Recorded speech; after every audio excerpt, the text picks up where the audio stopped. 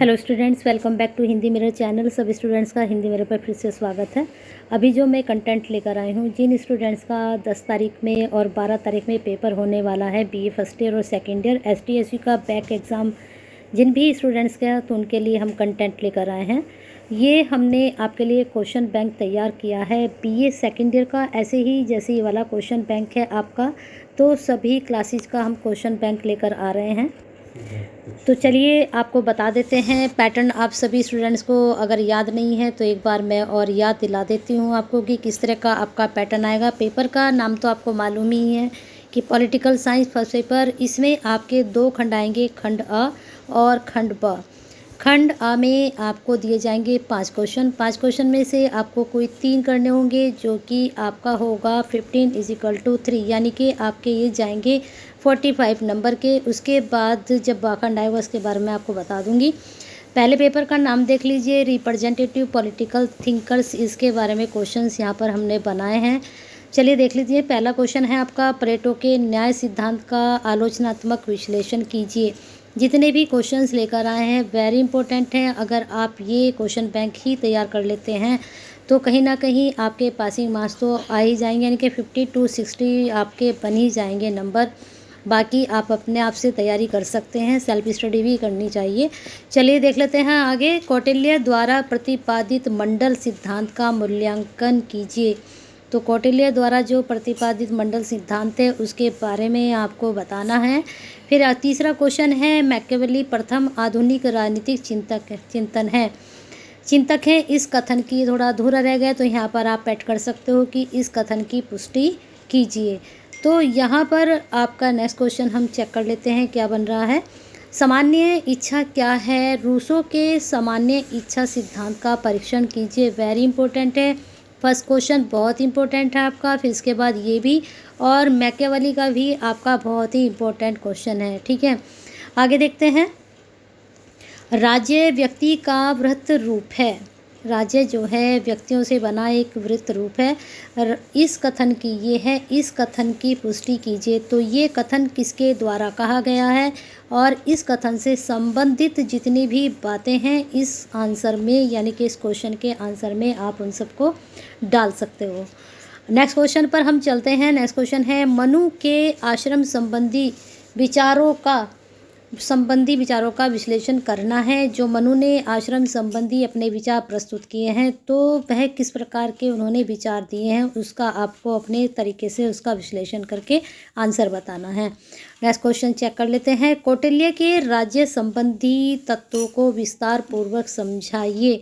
Very important है ये question भी आपके लिए। राज्य की व्यक्ति का वृत्त रूप है ये वाला भी, और इसके ऊपर 2 क्वेश्चन मैंने आपको मैकियावेली बताया था और प्लेटो। 4 क्वेश्चन बहुत ही इंपॉर्टेंट है, और 4 में से आपको सिर्फ 3 ही क्वेश्चन करने हैं। इतने सारे क्वेश्चंस हम आपके लिए लेकर आए हैं आखंड में। आगे चलते हैं नेक्स्ट क्वेश्चन पर। नेक्स्ट आपका बन रहा है, होब्स के सिद्धांतों को विस्तार पूर्वक वर्णन कीजिए। तो ये भी प्रश्न आपका बहुत ही महत्वपूर्ण है, तो इसको भी आप देख लीजिएगा। होब्स का तो हर बार बनता है क्वेश्चन। होब्स से संबंधित अच्छे से इसको डीपली आप पढ़ लीजिए, इसके सिद्धांतों को पढ़ लीजिए। यहाँ से क्वेश्चन आपका किसी भी प्रकार से निकल कर आ सकता है। नेक्स्ट क्वेश्चन पर चलते हैं। राज्य पृथ्वी पर ईश्वर का अवतरण है। इस कथन की आलोचनात्मक व्याख्या कीजिए। तो जो आपका राज्य से संबंधित जो क्वेश्चन है, आप मान के चलिए यहाँ पर 3 से 4 क्वेश्चन राज्य से संबंधित ही आपके बनेंगे। नेक्स्ट क्वेश्चन आपका जा रहा है, मनु के राजनीतिक विचारों पर एक निबंध लिखिए। तो यहाँ पर एक क्वेश्चन ऊपर बना था मनु से संबंधित। यहाँ पर जो मनु का क्वेश्चन बना था वह था आश्रम संबंधी विचार। ठीक है, नेक्स्ट हमने बनाया है आपके लिए कि जो राजनीतिक विचार थे वह किस प्रकार से थे, उस पर आपको बताना है। तो ये तो रहे थे आपके खंड से। तो कितने आप काउंट कर सकते हैं कि हमने काउंट नहीं किए हैं, तो आप इनको काउंट कर लीजिए। और मुझे लगता है ये क्वेश्चन आपके 6 से 7 तो जा ही रहे हैं। 7 में से अगर आप 7 के 7 तैयार करते हैं तो डेफिनेटली आपके 2 से 3 तो यहाँ पर प्रश्न आराम से बन ही जाएंगे। और अगर 2 भी आते हैं तो 30 क्वेश्चन, तो 30 नंबर तो आपके कहीं नहीं गए। चलिए बा खंड पर हम चलते हैं। बा खंड में आपको मालूम ही है कि शॉर्ट क्वेश्चन आएंगे। चलिए देख लेते हैं बा खंड भी। चलिए स्टूडेंट देख लीजिए, ब खंड में पहला क्वेश्चन हमने लिया है, प्लेटो द्वारा प्रतिपादित आदर्श राज्य अवधारणा का आलोचनात्मक परीक्षण कीजिए। अरस्तु के दास्ता संबंधी जो विचार हैं उनका विश्लेषण करना है। अरस्तु का क्वेश्चन आपका लेंदी भी जा सकता है। अब ऐसा नहीं कि जो हम आपके लिए लॉन्ग लेकर आए हैं वहाँ से शॉर्ट नहीं बन सकता, या फिर जो हम आपके लिए शॉर्ट क्वेश्चन लेकर आए हैं वहाँ से लॉन्ग नहीं बन सकता। तो लॉन्ग में से शॉर्ट भी बन सकता है, शॉर्ट में से आपका लॉन्ग भी क्वेश्चन बन सकता है। तो आपको टॉपिक तैयार करने हैं, क्वेश्चंस तो बात की बात है कि शॉर्ट आएगा या फिर लॉन्ग आएगा, लेकिन फिर भी अलग अलग ये हमने क्वेश्चन आपके तैयार किए हैं। चलिए आगे चलते हैं। मनु के न्याय सिद्धांत की विवेचना कीजिए। मनु से क्वेश्चन 100% हर बार बनता है और इस बार भी आएगा, तो इसके सिद्धांत पढ़ लीजिएगा। चलिए नेक्स्ट चलते हैं। आपका नेक्स्ट क्वेश्चन है विधि के बारे में थॉमस एक्विनास के विचारों की आलोचनात्मक व्याख्या करनी है। एक्विनास से भी हर बार क्वेश्चन आपका निकल कर आता है। नेक्स्ट है होब्स के संप्रभुता संबंधी विचारों का मूल्यांकन कीजिए। देखिए होब्स से मैंने लॉन्ग में भी आपका एक प्रश्न निकाला है और शॉर्ट में भी आपका एक प्रश्न मैंने तैयार किया है, इसको आप तैयार कर सकते हैं एग्जाम के पॉइंट ऑफ व्यू से। नेक्स्ट चलते हैं, मॉन्टेस के शक्तियों के पृथक्करण सिद्धांत का आलोचनात्मक परीक्षण करना है।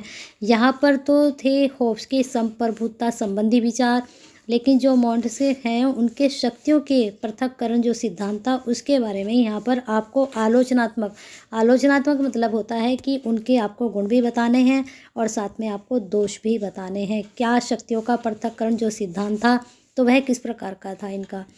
फिर नेक्स्ट है, राज्य का आधार बल नहीं इच्छा है, स्पष्ट कीजिए। किसने कहा ये कथन, राज्य का आधार बल नहीं इच्छा है? तो ये आप बताइए कि प्लेटो के आधार पे, अरस्तु के आधार पे, मैकियावेली के आधार पे किसने दिया राज्य का विचार?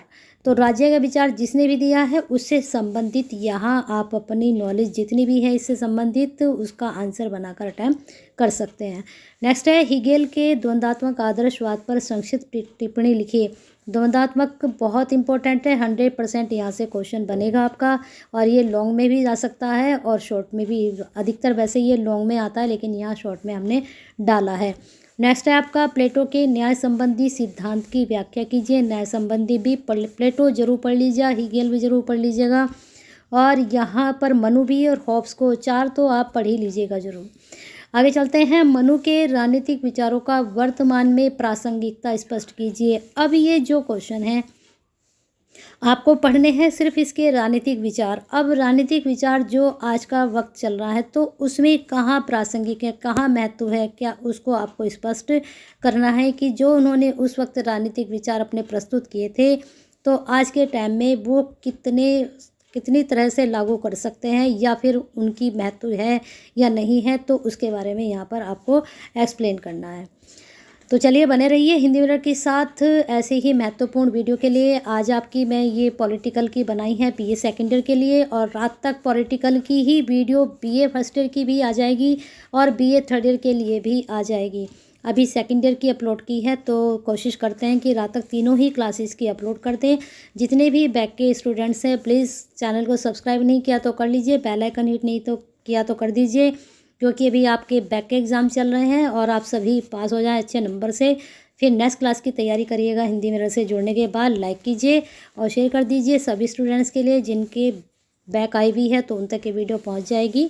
और कमेंट बॉक्स में कमेंट ज़रूर कीजिए।